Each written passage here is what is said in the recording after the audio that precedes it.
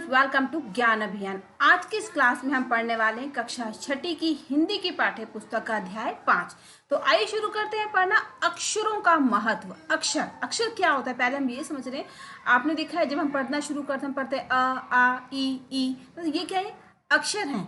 और अक्षरों को जब हम एक साथ मिला देते हैं, सही ना, ऐसे अक्षरों को जिनको मिलाने के बाद एक महत्व निकलता है, जिनका अर्थ निकलता है, उन्हें हम कहते हैं शब्द। और वैसे ही जब हम कुछ शब्दों को मिला देते हैं, लेकिन ऐसे शब्द जो महत्व वाले होते हैं, जिसका कोई मीनिंग हो, जो मीनिंगफुल हो, मीनिंगलेस ना हो, तो उनसे बनते हैं वाक्य। तो वाक्य बनते हैं शब्दों से और शब्द बनते हैं अक्षरों से। तो आज की इस क्लास में हम उन्हीं अक्षरों की बात करेंगे, उन्हीं अक्षरों के बारे में जानेंगे जिन्हें हम पढ़ते हैं, जिन्हें हम लिखते हैं, जिनके बिना हमारा पढ़ना लिखना बोलना सब कुछ बेकार है। तो आइए शुरू करते हैं पढ़ना। अक्षरों का महत्व।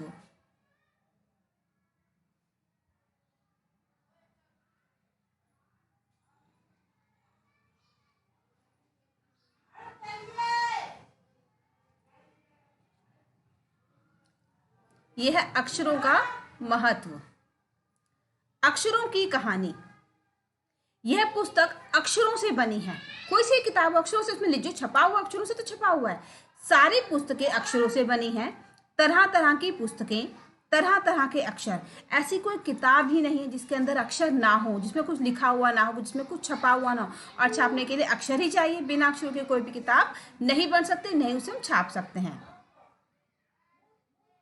दुनिया में अब तक करोड़ों पुस्तकें छप चुकी हैं। बात बिल्कुल सही कि दुनिया के अंदर बहुत सी किताबें, करोड़ों, इतनी सारी किताबें जिनका गिनना मुश्किल है, हम गिन नहीं सकते। बहुत किताबें, और हर किताब के अंदर छपा हुआ। छपता कैसे?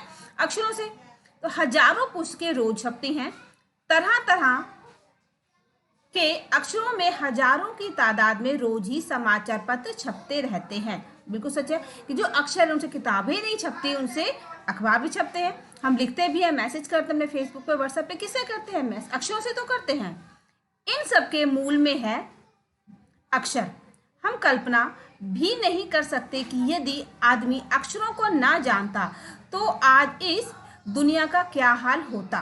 बिल्कुल सच बात है कि अगर अक्षर ना होते तो क्या हम अपने भाव, अपनी बातें, मन के विचार किसी को बता पाते, किसी को सब लिख कर दे पाते, कुछ पढ़ पाते? नहीं कर पाते। असंभव हो जाता हमारे लिए जीना।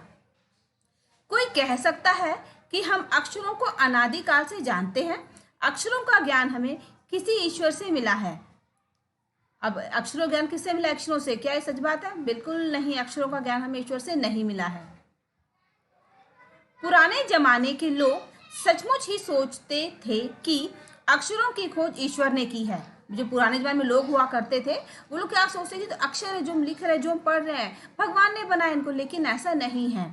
आज हम जानते हैं कि अक्षरों की खोज किसी ईश्वर ने नहीं बल्कि स्वयं आदमी ने की है। बिल्कुल सच बात है ये कि जो अक्षर है उन्हें इंसानों ने ही ढूंढा है, भगवान ने नहीं ढूंढा है।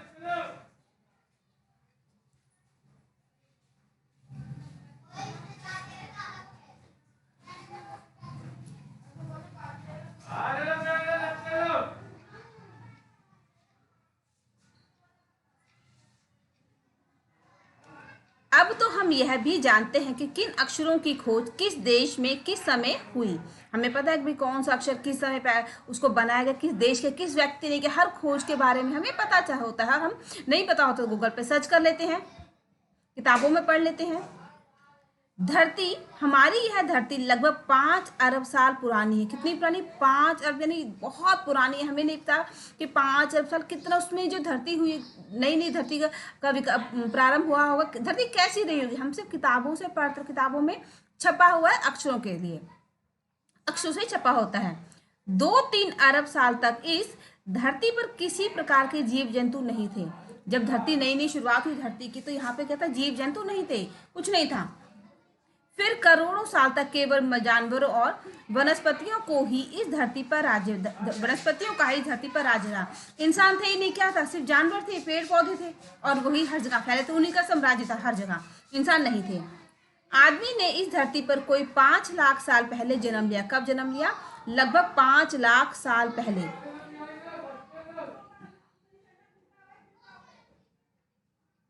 धीरे धीरे उसका विकास हुआ। कोई 10,000 साल पहले आदमी ने गांवों को बसाना शुरू किया। जब 5,000 साल पे इंसान धरती पर आया और फिर धीरे धीरे उसने आगे बढ़ना शुरू किया कि हमें पहले उसने खेती करना, पहले चलना सीखा, पहले अपने हाथों पैरों के सहारे चलता था, फिर उसने धीरे खड़े होकर चलना सीखा, फिर उसने आग जलाना सीखा, खेती करना सीखा, फिर खेती के बहाने एक जगह पे रहना सीखा, अपने आप को जानवरों से बचाना सीखा। तो विकास होता गया, तरक्की करता चला गया। एक साथ जब रहना शुरू कर दिया, वह खेती करने लगा, वह पत्थरों के औजारों का इस्तेमाल करता था। फिर उसने तांबे और कांसे के भी औजार बनाए।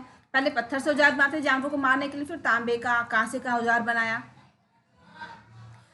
प्रौद्योगिक मानव ने सबसे पहले चित्रों के जरिए अपने भाव व्यक्त किए।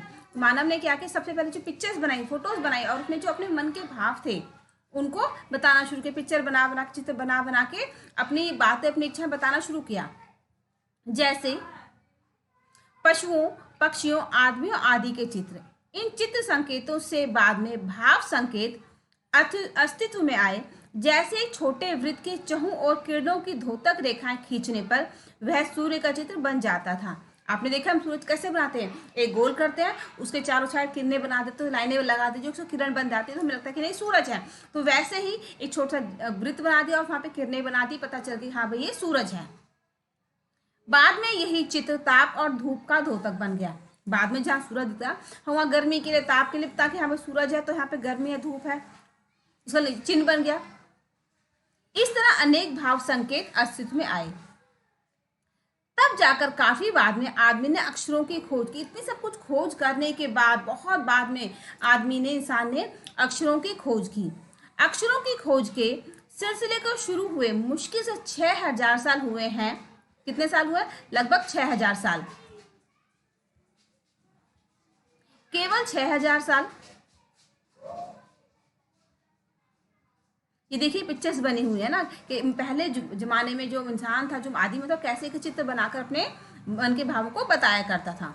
जैसे मध्य अमेरिका के औजीवा आदिवासियों के चित्र हैं। किसके चित्र हैं ये? आदिवासियों के। दाईं ओर से बाईं ओर क्रमशः तूफान का देवता, यहाँ जो पिक्चर बनी हुई तूफान के देवता हैं, जो सारे आकाश को घेरता है। नगाड़ा है, पंखों से सुशोभित नगाड़ा, द्रोण का कौवा और दवा खाने में आदमी, चित्र बने हुए हैं ये। अक्षरों की खोज के साथ एक नए युग की शुरुआत हुई। आदमी अपने विचार और अपने हिसाब किताब को लिखकर रखने लगा। जब अक्षर बन गए, लिखना आ गया, इंसान को लिखना आ गया, उसने क्या किया, अपने जो मन की बातें, इच्छाएं, भावनाओं को लिखना शुरू कर दिया कि मुझे क्या अच्छा लग रहा है, क्या बुरा लग रहा है, क्या मेरे लिए सही है, उसने लिखना शुरू कर दिया। और फिर दिन भर जब काम करता था, अपने हिसाब किताब, पैसे का, अपने जीवन का सब कुछ लिख लिख के लिखना शुरू कर दिया। तब से मानव को सभ्य कहा जाने। कब से?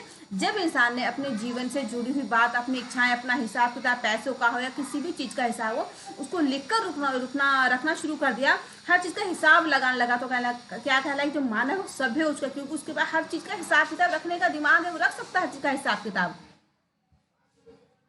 आदमी ने जब से लिखना शुरू किया तब से इतिहास आरंभ हुआ। जब लिखना शुरू कर दिया अपने बारे में, अपने क्या क्या हुआ सुबह से लेकर शाम तक, क्या क्या उसने सोचा, क्या क्या हुआ, क्या क्या समाज में हो रहा है, जब सब कुछ लिख दिया तो वही लिखी हुई बातें जो आज हमने लिखा है, आने वाले समय में इतिहास बन जाता है। तो जब से उसने इंसान ने लिखना शुरू किया तभी से इतिहास भी शुरू हो गया।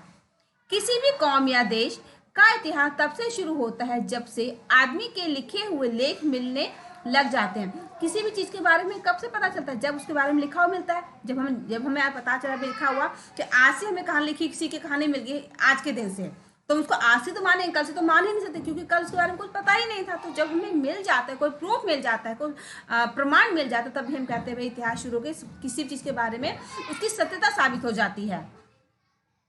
इसी का इतिहास को शुरू हुए मुश्किल से 6,000 साल हुए हैं। उसके पहले के काल को प्रागैतिहासिक काल यानी प्रगति वाला, उन्नति वाला काल कहते हैं। यानी इतिहास के पहले काल के, जिसका जो इतिहास से पहले काल था, जिसके बारे में नॉलेज नहीं, हमें पता ही नहीं वो कैसा था, उस काल को प्रागैतिहासिक काल कहते हैं। अतः हम देखते हैं कि यदि आदमी अक्षरों की खोज नहीं करता तो आज हम इतिहास को ना जान पाते। बिल्कुल सच है कि अगर इंसान अक्षरों की खोज नहीं करता, खोज के बाद लिखना शुरू नहीं करता, तो हमें हमारा इतिहास पता ही नहीं होता। हमें कैसे पता चलता? क्योंकि जो इंसान आज है वो एक समय अंतराल के बाद समाप्त हो जाता है, उसकी मृत्यु हो जाती है। तो आज की कहानी में कौन सुनाएगा? कल नहीं सुना सकता। तो जब इंसान ने अपनी पूरी बातों को, अपने आस पड़ोस के समाज को, माहौल को, देश को लिख लिख के रखना शुरू कर दिया, और वही आने वाले समय में इतिहास बन गया। कैसे बना? क्योंकि इंसान उसको लिखना शुरू किया अक्षरों की खोज के बाद, तभी हमारे इतिहास हमें पता चलता, वरना हमें इतिहास पता ही नहीं चलता कि कल कैसा था। हम यह ना जान पाते कि पिछले कुछ हजार सालों में आदमी किस प्रकार रहता था, क्या क्या सोचता था, कौन कौन राजा हुए इत्यादि। अक्षरों की खोज मनुष्य की सबसे बड़ी खोज है। अक्षरों की खोज करने के बाद ही मनुष्य अपने विचारों को लिखकर रखने लगा। इस प्रकार एक पीढ़ी के ज्ञान का इस्तेमाल दूसरी पीढ़ी करने लगी। अक्षरों की खोज करने के बाद पिछले 6000 सालों में मानव जाति का तेजी से विकास हुआ। जब अक्षरों की खोज हो गई, मनुष्य के अंदर कुछ सोचने समझने की क्षमता आ गई, उसको लिख के रखने की क्षमता आ गई, इतना उसका विकास हो चुका था, तो उसने क्या, अपने हर बात को लिखना शुरू कर दिया। हमारा इतिहास बन गया, और आज का इतिहास आने वाले समय के लिए बहुत ही जरूरी हो जाता है। तो क्या वो मानव का विकास तेजी से होने लगा। हमें अगर पता चल जाए कि भाई हमें आज हमें गेहूं कैसे उगाते हैं, या फिर हम कोई भी काम कैसे कर सकते, हमें लिखा हो समझ में आ गया, तो हम आगे उससे और अच्छा करेंगे ना भाई। तो ये क्या है, विकास होता है। जब हम किसी चीज को पढ़ के समझ लेते हैं तो हम कोशिश करते हैं कि हम उससे और भी अच्छा कर सके, और जब कोशिश करते हैं तो वही आगे का विकास होता है। यही महत्व है अक्षरों का और उनसे बनी हुई लिपियों का। अतः हम सबको अक्षरों की कहानी मालूम होनी चाहिए। आज जिन अक्षरों को हम पढ़ते हैं या लिखते हैं, वे कब बनाए गए, कहाँ बने और किसने बनाई, यह जानना भी जरूरी है। बिल्कुल सच है कि अक्षरों से ही जो लिखने का तरीका, वही लिपियां होती हैं, उसे हम लिपि कहते हैं। तो ये लिपियां कब बनी, किसने बनाई, कैसे बनाई, ये सब हमारे जानना बहुत जरूरी है। क्योंकि इन्हीं के बिना हमारा जो, इनसे ही हमारा जो सब कुछ है, हमारी जो दिनचर्या, हमारा विकास, सब कुछ हमारा ही नहीं, हमारे समाज का, हमारे देश का, पूरी दुनिया का है, इनसे जुड़ा हुआ। अगर ये अक्षर नहीं होते तो ना तो आज आप पढ़ पाते और ना ही मैं पढ़ा पाती, दोनों ही बातें जुड़ी हुई हैं। इस अध्याय को लिखा था गुणाकार मूले जी ने, और मुझे उम्मीद है कि ये अध्याय पढ़ के आप सभी को बहुत अच्छा लगा होगा। तो मिलते हैं अपने एक नई क्लास में, तब तक के लिए गुड बाय।